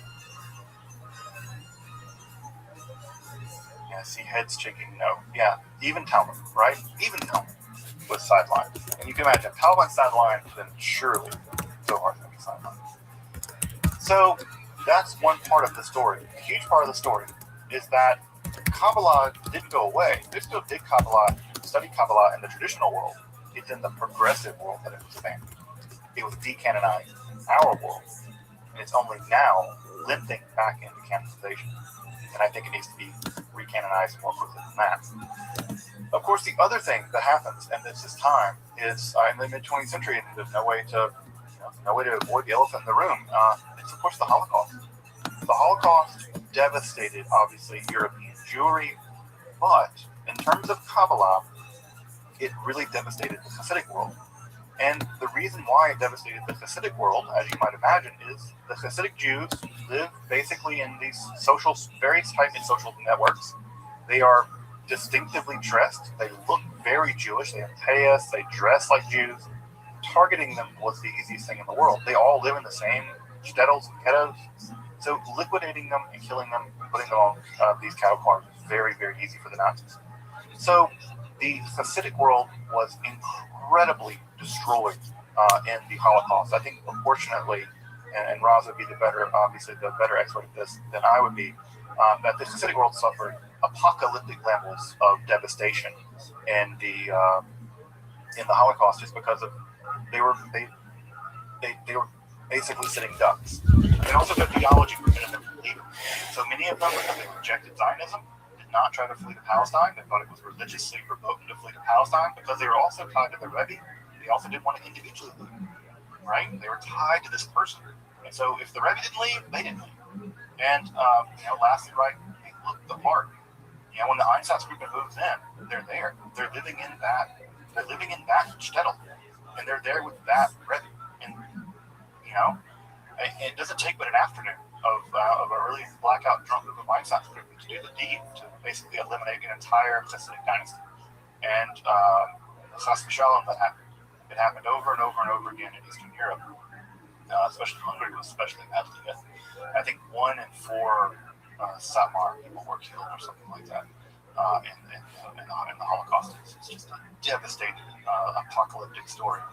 And as you know, the only people keeping the light on at this time, in many ways, for Kabbalah are Hasidic people. It's the people in Eastern Europe. It's the traditional people. They're the ones keeping the lights on. And with their execution by the beasts that were the Nazis, the light goes out. The light went out. It was a devastating blow to Kabbalah. Now, luckily, our Sephardic brothers and sisters, Sephardic folks, they were still doing Kabbalah in Morocco.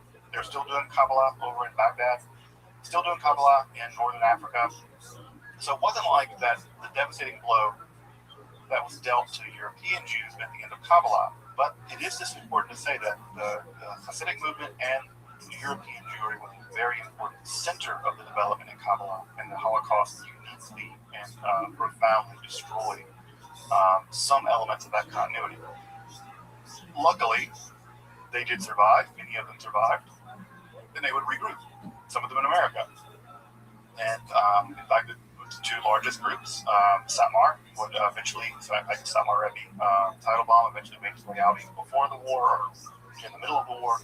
And the Babich Rebbe also made it out as well.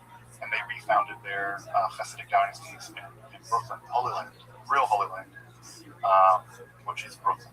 So Borough Park and Crown Heights, respectively. You can go visit the Holy Land. It's just right over there in Brooklyn. You folks know this, right? That Israel is just a borough of Brooklyn.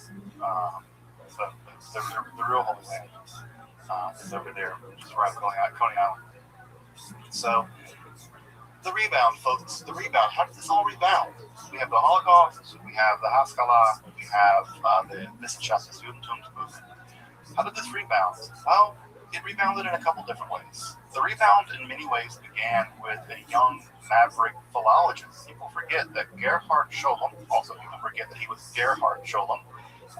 He got Gershomized later when he made Aliyah, but Gerhard Scholem was a young maverick philologist. He studied language. That's the reason why his scholarship is so top-notch. You can read everything in the original language. And Scholem made the crazy argument that Kabbalah deserved to be academically studied. It just deserves academic. It's part of Jewish history. We need to study it. And so in the 1920s, Gerhard would do all the heavy lifting of reading basically every single Kabbalistic book that he could get his hands on in the archives. Every single one. And being the good German scholar that he was, he did that. And unlike the Wissenschaftliches Judentum movement that rejected the importance of Kabbalah, Gerhard Scholem argued convincingly that there simply was no Judaism without Kabbalah. You couldn't do it. You couldn't imagine Judaism without it. Judaism was just as important, or Kabbalah was just as important in the history of Judaism as Talmud, as anything else. So Scholem argued over the time that Kabbalah had to be reintegrated both academically and historically into the history and thinking about what Judaism was. And this was by no means easy, folks. When Scholem, who was already an established scholar at the time, was invited to speak at JTS, give a lecture at JTS at the Jewish Theological Seminary there in New York, when he was allowed to speak, the justification for him being able to speak was that, look, the Kabbalah is nonsense, right? Kabbalah is Narishkeit. Kabbalah is nonsense, but, right, Narishkeit is Narishkeit. Aber the Geschichte des Narishkeit, das ist Wissenschaft. Right? Nonsense is nonsense, but the history of nonsense is science. So Kabbalah is nonsense, but the history of Kabbalah is science. It's worth studying as historical information, but God forbid anyone be a Kabbalist. That's ridiculous. That, by the way, was coming from the most famous most famous progressive Talmud scholar in 20th century history, Saul Lieber. Probably one of the most important Talmud scholars of the early 20th century, the Talmud professor at JTS. Basically invented modern sort of quasi-secular Talmud education, Saul Lieberman. That's how Sholem was introduced. Can you imagine being introduced at JTS by basically saying, yeah, what you study is nonsense, but because you study it as history, as something we used to do, it's legitimate. But God forbid anyone actually be a Kabbalist. That's completely crazy. So Sholem really had to walk an uphill battle. He fought an uphill battle the entire time to get legitimacy for what he was doing, which is unimaginable now, considering that Kabbalah is so legitimate, so mainstream. But Sholem had to fight that battle, and in many ways on his own. Luckily, he was a very capable scholar, and he was able to do it. Sholem brought with him an army of students. He attracted a great deal of students, folks like Moshe Yindel and Joseph Don, other folks who have gone on to become themselves leading scholars in the world of Kabbalah. His students were also perfectly willing to criticize him, and they did. They made careers criticizing him. Folks like Moshe Yindel really showed how important Sholem was, and also how incomplete Sholem was. And we have a whole new generation of scholars, Yehuda Leibs and Zahi Weiss and all kinds of stuff. Brody Moroz is a huge group of scholars that blow my mind with every book that they write. And so the academic study of Kabbalah is landed. It is now totally legit if you want to study Kabbalah in college. You can take an academic level Kabbalah class, and no one's going to bat an eye. Sure, part of Jewish history,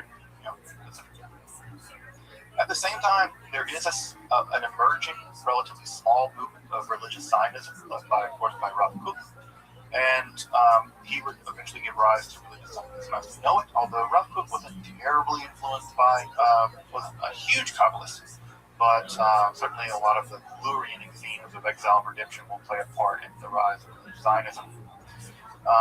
The most important, I think, Kabbalist to come really in the early to mid 20th century would be Rabbi Yehuda Ashlag, the Baal HaSulam, the master of the ladder.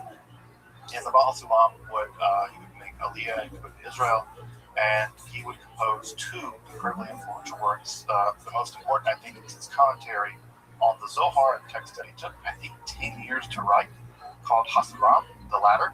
And this is both an introduction to the Zohar, but also a commentary on the Zohar. And he translated Zohar out of the crazy Aramaic that it's in into a very modern Hebrew to make it accessible to a whole generation of people who otherwise would not be able to read it in the original Aramaic. He published it in basically modern Hebrew, modern Lashon Kodesh Hebrew. And so it's much more accessible in the modern Hebrew. So many people who read Zohar now in the Orthodox world, and also many people who study Isaac Luria are going to study many of his ideas at some level through the lens of Rabbi Yehuda Ashlag, who also developed his own sort of like interesting communist theory.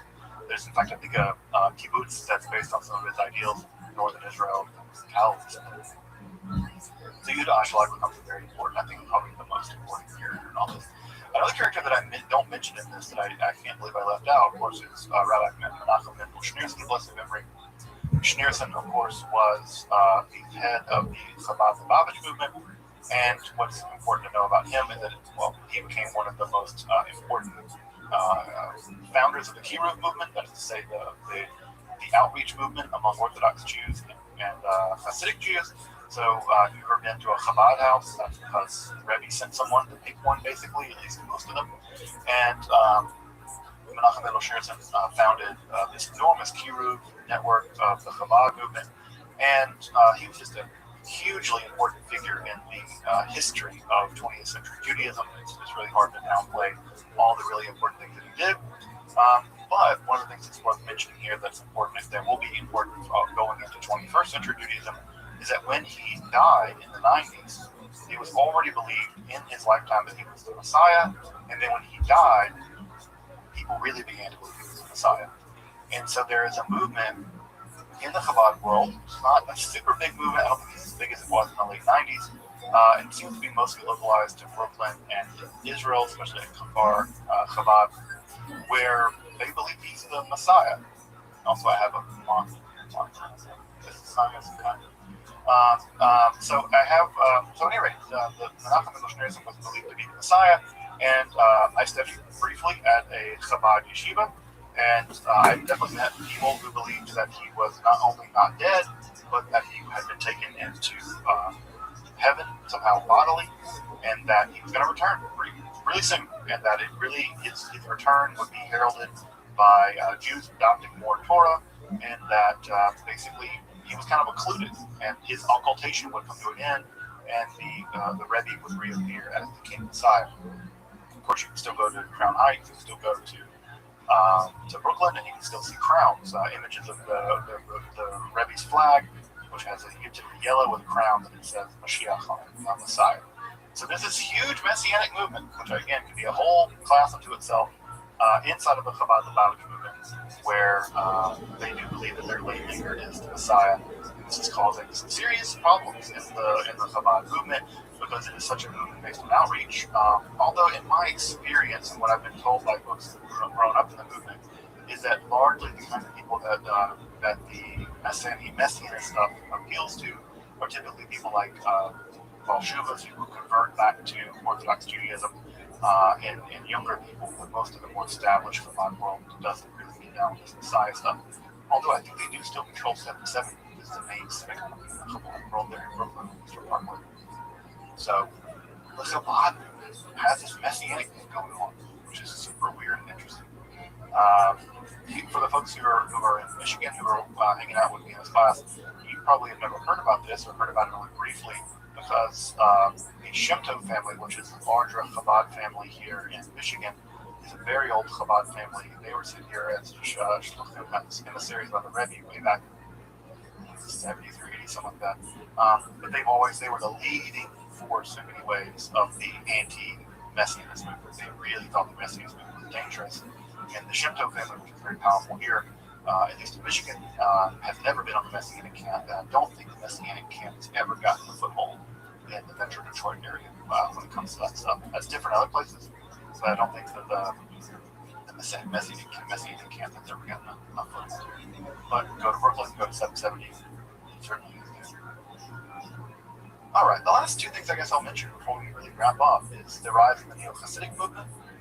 As folks know, the Hasidic movement was pioneered by folks like Martin Buber, who came out of the Hasidic world but maintained a lot of, knowledge, not the right word, but wanted to sort of modernize and expand the Hasidic movement outside of the dynastic structure.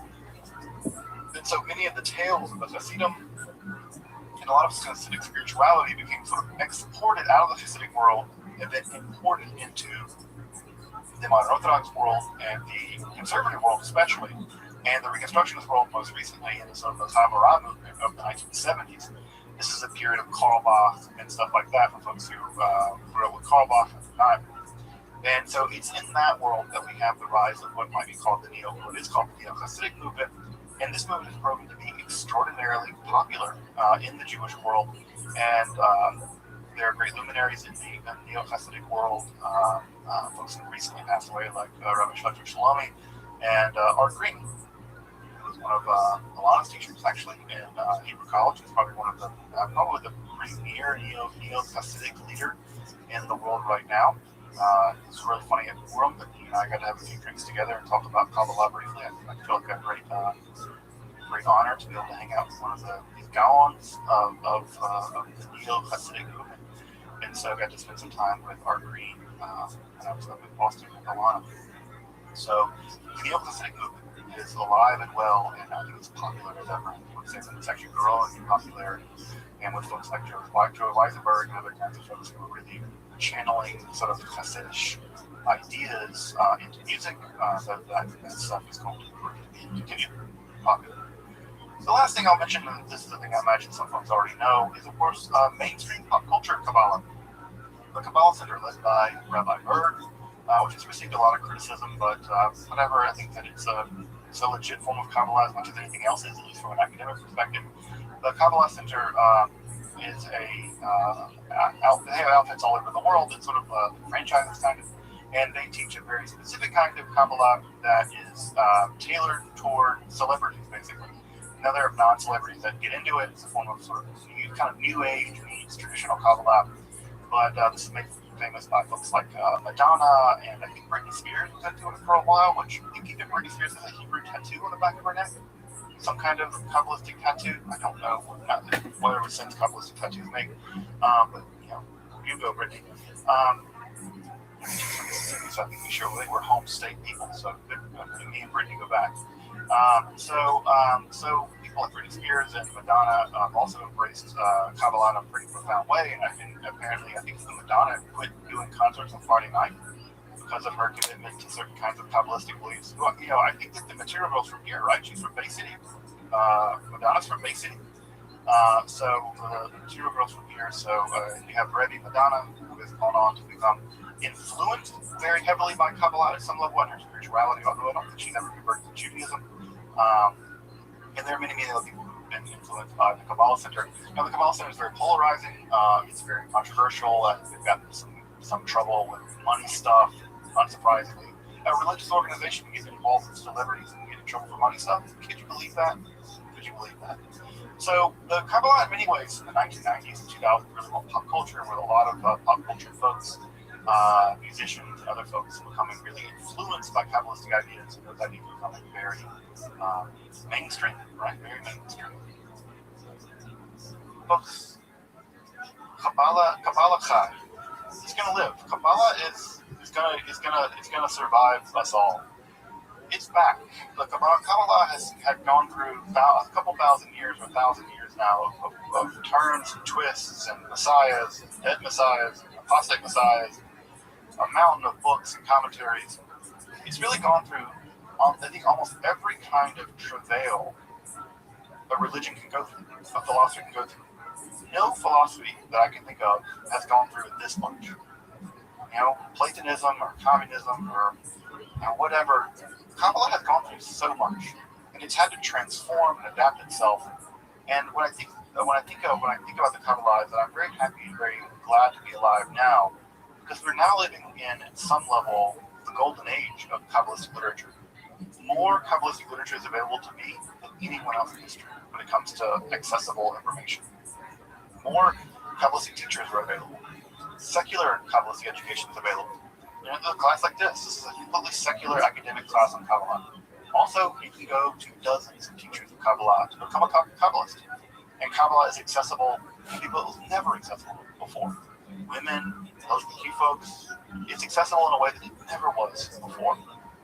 And so I say that Kabbalah lives, and Kabbalah will live, because we are living in an age where the Kabbalah has finally been able to, at some level, withhold its secrets. You have to work hard to become a Kabbalist. You have to learn Hebrew, learn Aramaic, you might have to move to Israel, you have to move to Brooklyn. You have to do a lot of heavy lifting if you really, really, really want to get into Kabbalah. But you can. It's there. So much of it's on the internet. Right? So much of it you can get via interlibrary alone. You can go buy books right there on Amazon and learn secrets of the Kabbalah that would have been utterly inaccessible to 99% of the Jewish population. Most of history. And there they are, immediately available. Even English translations of things like the Zohar, with the Pritzker edition of the Zohar, massive 12-volume Pritzker edition. There was no standard English translation of the Zohar prior to that, not really. And now, for the first time in history, we have access to all 12 volumes of the Zohar, and new things are coming out every day. So we're living in a golden age for the study of Kabbalah, and we're living in a golden age for those who want to be Kabbalists. And I have to say that I'm really happy, and I feel really blessed, and I feel really grateful that all of you have decided to come along with me on this 14-week journey through the history of Kabbalah, because I feel very lucky that I have the privilege and the honor to be able to learn about Kabbalah and share what little I know, and to know that there are people interested in learning about Kabbalah and learning what little I know. And so I just want to thank all of you who hung out with me over the course of the past 14 weeks to learn some Kabbalah together, and to learn about Kabbalah and learn that this tradition is beautiful and strange and science fiction-y, just all over the place, weird and wonderful. And so I just want to express my deep gratitude for everyone who's dropped in for a class or stayed for all 14 or whatever. What if you watched it while recording yourself at least 3 times straight? Really? Yeah, why not? If you know everything about it, yeah, I'm the fucking Kabbalist on the band. More about Kabbalah in preparation of this class. So that's it. Thank you. You're welcome, Doc. Thank you. No big deal. Yeah, it's my pleasure. And I look forward to learning with all of you soon, whether you're Kabbalah or Kabbalah or not. I'd love to do a Zohar class.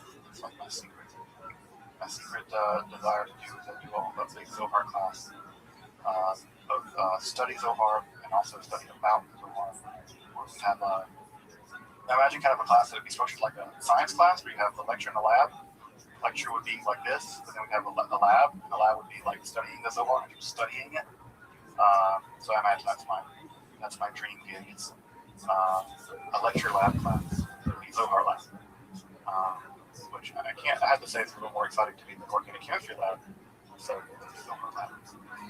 So anyway, folks, that's be up to the community, up to y'all when we do that some more. But I guess again, I'll just end with saying thank you, and I'm so happy that folks have come along with me on this journey. And it doesn't end here. I will definitely say that. Like I said, we're not ending with the end of Kabbalah. We're ending with ... Because Kabbalah is an series. Bill the fucking Rothschild did not feel this fact is being adequately discussed, neither here nor there nor anywhere. Bill fucking Murray was center of the universe, and the fucking Rothschild was center of the multiverse. Some shit like that. Content on topics like Kabbalah, alchemy, and occult, magic, primitive philosophy. Consider supporting my work on Patreon or perhaps with a one-time donation. You can find those links below. Until next time, I'm Dr. Justin Sledge, and thank you for watching Esoterica, where we explore the arcane in history, philosophy, and religion. Yes, sir.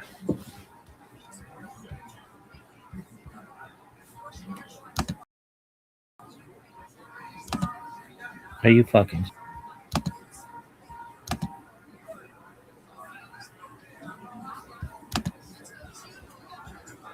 You fine, go fuck yourself.